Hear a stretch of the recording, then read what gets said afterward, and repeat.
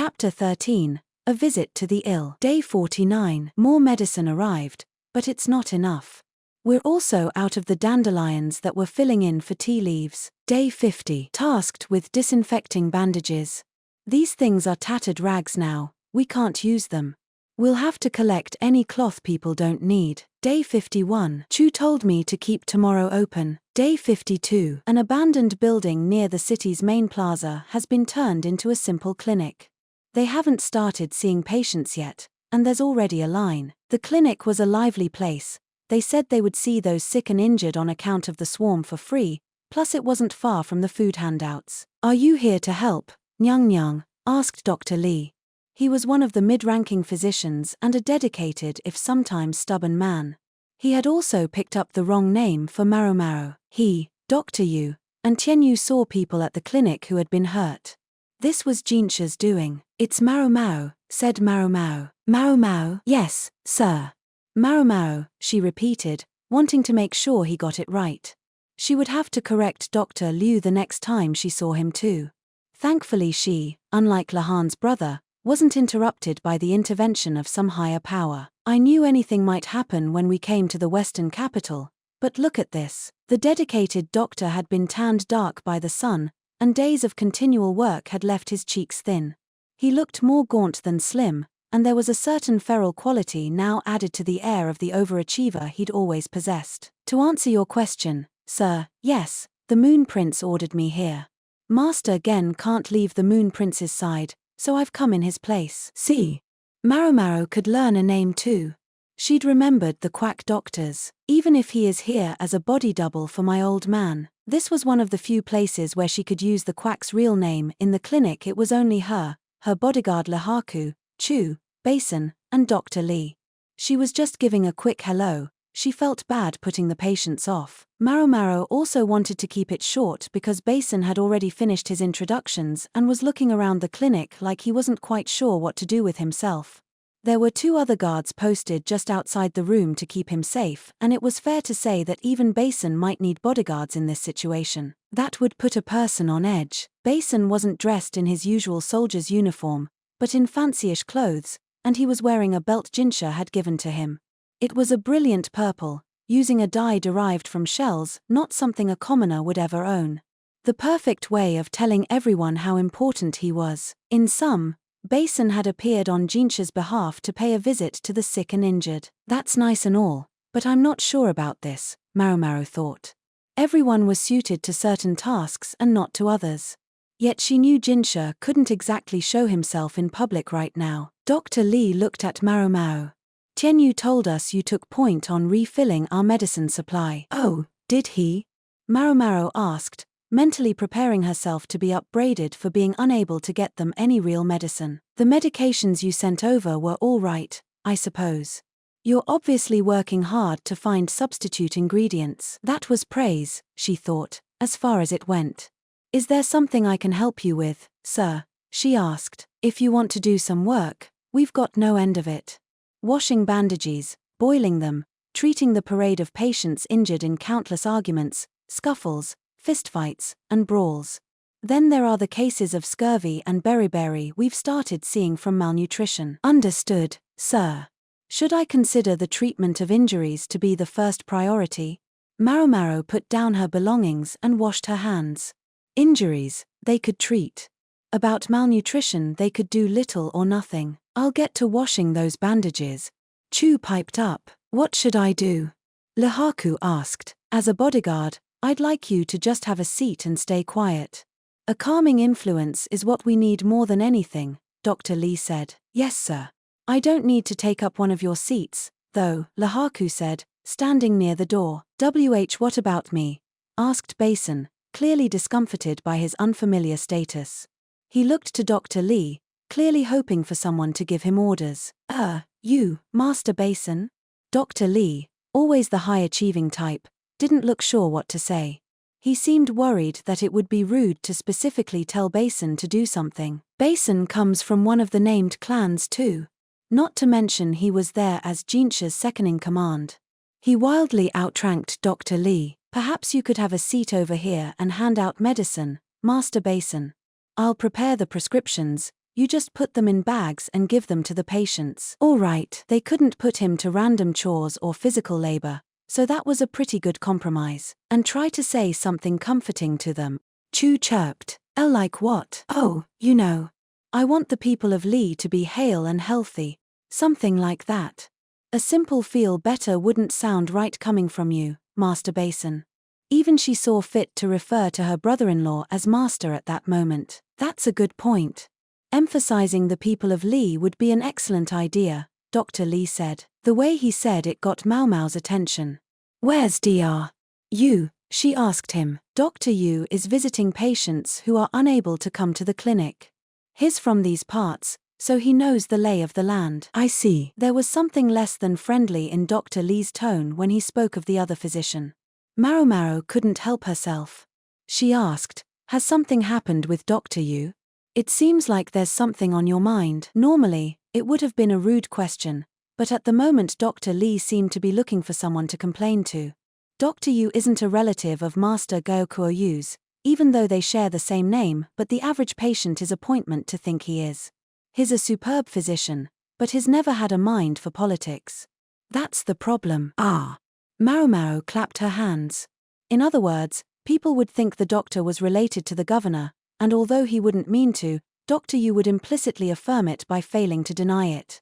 And the more patients he saw, the more credit would go to his relative Gaokuo Yu and not to Jinshi. I wonder if they made a bad choice, bringing him along. No, he'd been the right person for the job when they had started out. It was only the timing that was bad. Thinking of the people they had brought along reminded her of someone else on the medical staff. Where's Tian Yu? She asked. Attending Dr. Yu today. On account of his superb surgical and sewing skills, Maomao was well aware of Tian Yu's accomplishments in this area. The way he had handled the surgery on Gaokuo Yu's granddaughter was exemplary.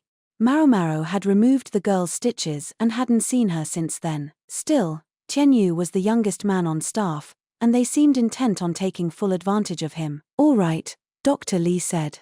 There are patients waiting for us. May I go ahead and open the clinic? Maomao and the others nodded. Just as Dr. Lee had warned them, they were inundated with patients. People were desperate to take advantage of the opportunity for free medical care. Even on-duty soldiers showed up, so the staff really had no chance to rest. The bulk of the examinations were left to Dr. Lee, while Maomao and her companions did whatever he told them. Depending on the condition a person was in, Maomao would treat their injuries or dispense the appropriate medicine. Although Basin still looked distinctly uncomfortable, he managed to offer words of comfort and encouragement and successfully bag the medicine for the patients. Once he seemed to be getting the hang of it, Maomao handed him paper and scissors and asked him to cut paper for the medicine packets, if he would be so kind, and so he did, quite successfully too. He seemed to think it was better than sitting around empty-handed while everyone else was working so hard. The only problem was, Maomao didn't want the patients to see him doing scut work, so she put him somewhere he wouldn't be seen. He can work when he needs to. In fact, Basin was doing just as well as any civil official. The problem for him was that, as Jinshi's right-hand man, people simply assumed he should be able to do 3 times as much work as anyone else, so he looked bad in every comparison. Poor guy. Given his military background and then his assignment as direct subordinate to the emperor's younger brother, it just seemed like he should be able to do this kind of thing. It didn't help that Gao Shuren probably did do all this stuff effortlessly. Chu had a funny way of working. She seemed to shuffle and fidget and move around far more than was necessary. The strange thing was, she nonetheless worked very quickly. She disinfected a whole pile of bandages in the morning, then with Maomao's help she set about concocting lunch out of whatever was available. Sometimes she would stop to do a magic trick to delight a young patient. The one who really had time on his hands was Lihaku. As the bodyguard, his entire job involved standing at the doorway. Chu occasionally put the other 2 guards to work, but Lihaku simply stood the entire time. Man, I look like a bump on a log, he said. He laughed a little, but the truth was, he was serving an important purpose.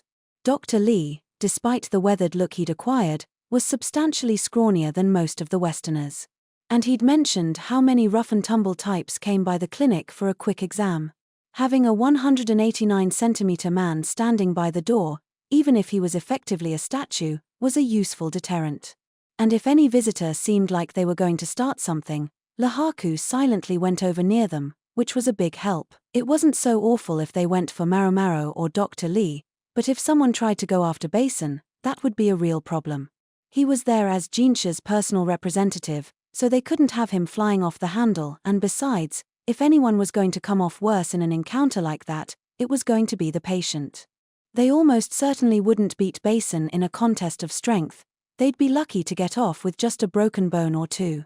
Worse, although Maomao didn't know exactly what the laws were in the Western capital, laying hands on a member of the imperial family or even his representative seemed like a beheadable offense. In any event, things went on until Dr. Yu and Tianyu got back. "We're back," Dr. Yu called as if entering his own home. His tanned skin did indeed make him look like a local. Tianyu came behind him, looking a bit ragged. The first to answer was Chu. "Welcome home, good sir. Will you do some exams? Or have a bite to eat? Or maybe do some exams?" She didn't seem to know the meaning of the word tired, and couched in her friendly greeting was a less than subtle message that Dr. Yu should keep working. "I'd love something to eat, but I'm sure Dr. Lee hasn't eaten yet either, has he?" "What? We're not going to have any food?" Tianyu groaned. He was tired. In his right hand he carried some tools, while in the left was a cloth-wrapped package. He might be smart-mouthed and occasionally obnoxious, and Maomao might not always know what he was thinking, but apparently he couldn't get the better of Dr. Yu. Frankly, Maomao loved to see it. "Let's break for a meal, then. You've got 30 minutes, Chu said, clapping her hands. Who had made her the MC? "Great. What's the side dish?" Tianyu asked. "Side dish? We should be so lucky." Miss Chu took everything there was and put it all into this meal. Miss Chu's special homemade fried rice. The secret to the flavor is the stash of dried mussels they keep around to go with their booze. With a SHWP, she whipped out a ladle and a plate and struck a pose. Yes, the fried rice was basically made with leftovers, but what with the condiments, spices, and fried egg, it looked pretty appealing. Chu always claimed she preferred eating to cooking, but she could clearly handle herself in the kitchen. For a drink, you have a choice of watered-down grape juice or goat's milk.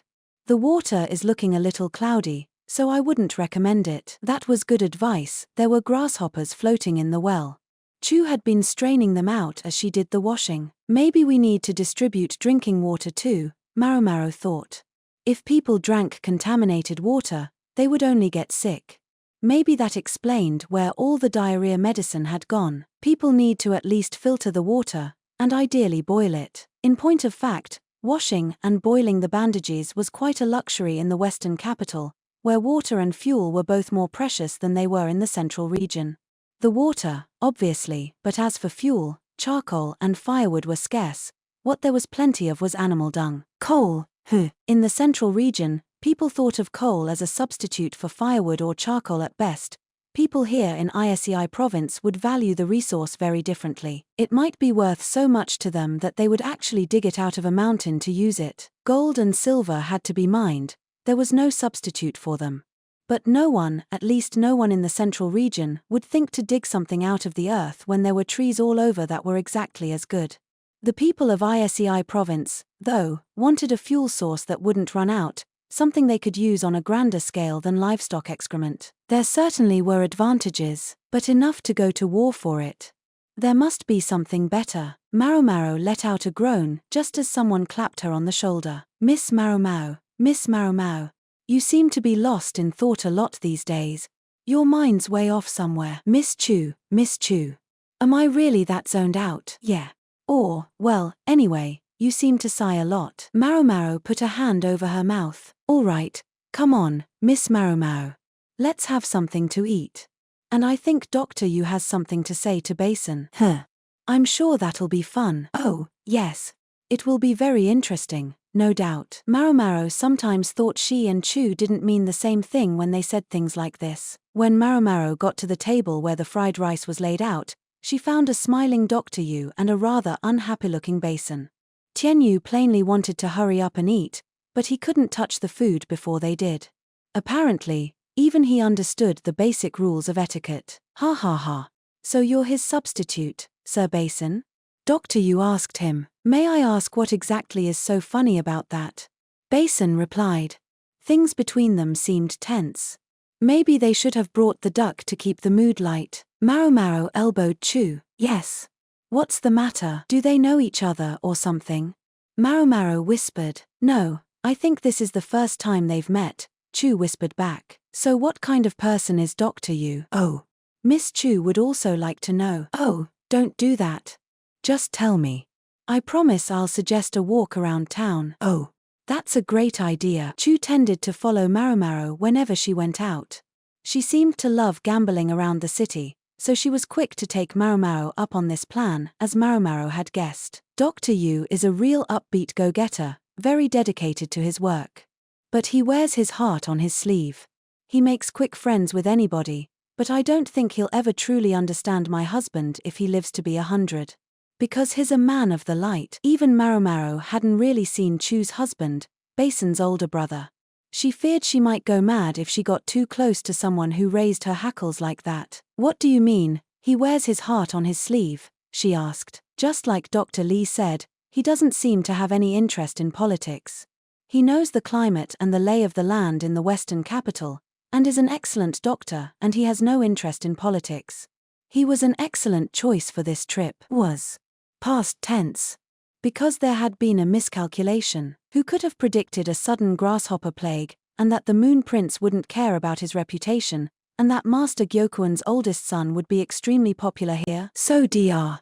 Yu is a fine person who would certainly never betray the Moon Prince. Maomao found that reassuring, although she wasn't entirely sure why. If she felt better, though, there was one person who didn't seem convinced. What are you after, here? Asked Basin, who was managing to act calm, although his nostrils had flared noticeably. What am I after? Echoed Dr. Yu, looking genuinely befuddled. Yes.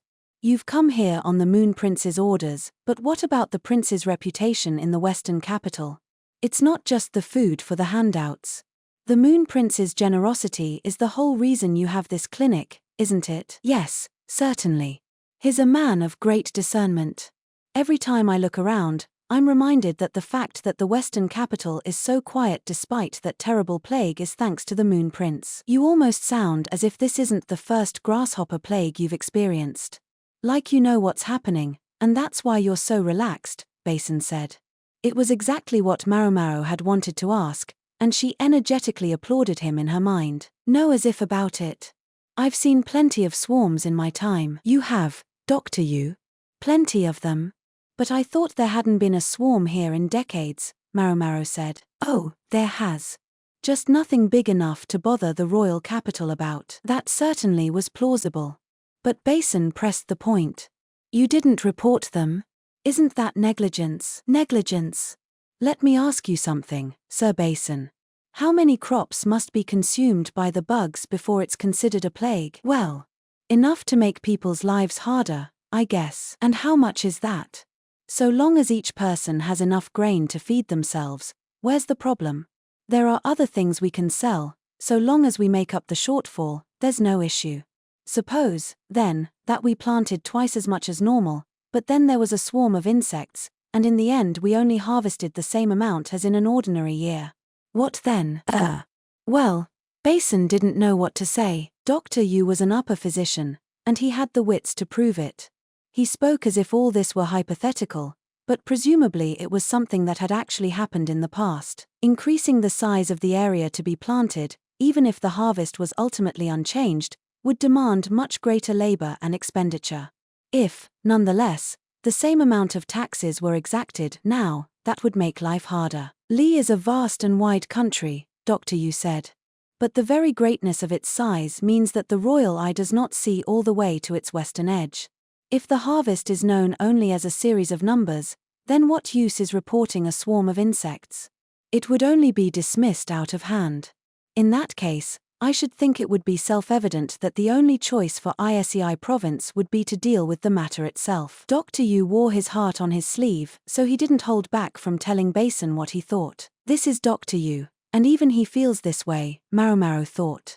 The low opinion of Jinshi in the western capital seemed to have a lot to do with the perception that the central region didn't do anything for Isei province. The Moon Prince, however, did act appropriately. It reminded me of the Yi clan. The Yi clan? Maomao asked before she could stop herself. Yes. Do you know them? Asked Dr. Yu, unperturbed at Maomao's bursting into the conversation. Basin would have to absorb that before he could come back into the talk, so Maomao decided to take over. Say, maybe we should have this discussion over some food? Dr. Yu said at last. Come, now, let's eat. Food, said Tianyu, ecstatic to finally be getting a meal. Evidently, it was sheer lack of energy that explained his silence. Whenever there was a swarm of insects, the Yi clan would step to the front and give instructions. Dr. Yu said. If you'll forgive my asking, sir, weren't they rebels? Rebels? Cham. Well, anything they did, I trust they did for the sake of Isei province. I personally never knew any of them to be rebellious. Dr. Yu took a bite of fried rice with his spoon while he spoke. What exactly were the people of the Yi clan like? Maomao asked, taking a bite herself. The rice gave the dish plenty of body and the egg gave it plenty of flavor, nuanced by the spices and mussels. She shot Chu a discreet, approving thumbs up. They were beautiful, all of them. And if you got close to them, they had a wonderful smell. A wonderful smell? Maomao repeated. Then she said, I heard they were matriarchal. Yes, exactly. The women ran the clan. It's not so different from the founding story of Li itself, is it? With Wang Mu, the mother royal? It's not so surprising if such a fine and powerful woman should have other accomplished women among her inner circle. The Yi clan were the descendants of those women. Maomao discovered she couldn't bring herself to continue eating. Tianyu, altogether uninterested in the story, had no such difficulties. I'm impressed you knew about that element, that they were matriarchal. Most young people today are so woefully ignorant of the Yi clan. Dr. Yu was openly appreciative of her. Miss Chu knows too. And so do I, added Basin. Those who served the imperial family probably learned of these things as a matter of course. But the average citizen of the central region would see no reason to know anything about the rulers of a land far to the west. Especially rulers who had been annihilated long ago. It was probably because they were women that they defended the border so stubbornly. The Yi clan took no husbands, yet they always had the most beautiful children. They looked like they had come from some other country. Their female children the Yi clan raised to be rulers, and their male children they would send out on the road. It was the continual mixing of blood that produced the beautiful people, and which helped keep other countries in line. They got along particularly well with Shao, with its shrine maiden. But the former Empress Dowager, the one called the Empress Regnant, perhaps didn't get along with her so well, even if they were both women. I'll refrain from commenting on the quarrels of women, Maomao said. Nonetheless, she had learned something very surprising, something Jinshi had never mentioned to her. Maybe she was the only one there who hadn't known. So where were you 17 years ago, Dr. Yu? Maomao asked. Already practicing medicine in the central regions, I'm afraid. Oh. As Maomao and Dr. Yu talked, Basin finished his fried rice and set down his spoon with gusto. He must have absorbed the moment while he was eating, because he said, I see what you're saying, Dr. Yu. The Moon Prince is now paying the bill for a central region that has done nothing. Fine, let's assume you're right about that. It doesn't change the fact that all of his successes now are being credited to Sir Yu Geokuoyu, and I have to say I don't like that. And you bear part of the blame, Doctor. Me?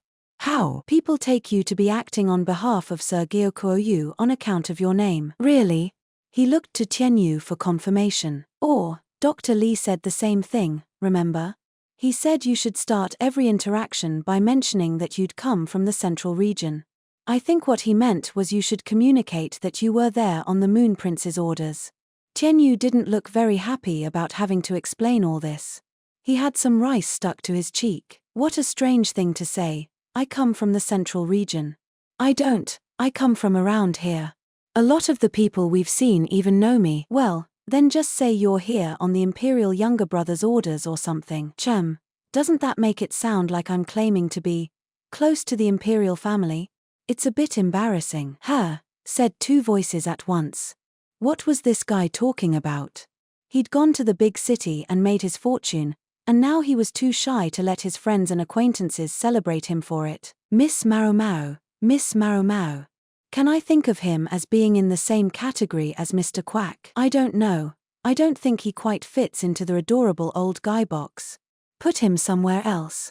Closer to the duck, maybe. Understood. Maomao thought she had a pretty good idea what this category was that Chu was picturing. Anyway, Dr. Yu was saying, anyone from these parts ought to know the difference between the old yus and the new ones. The old and the new, what?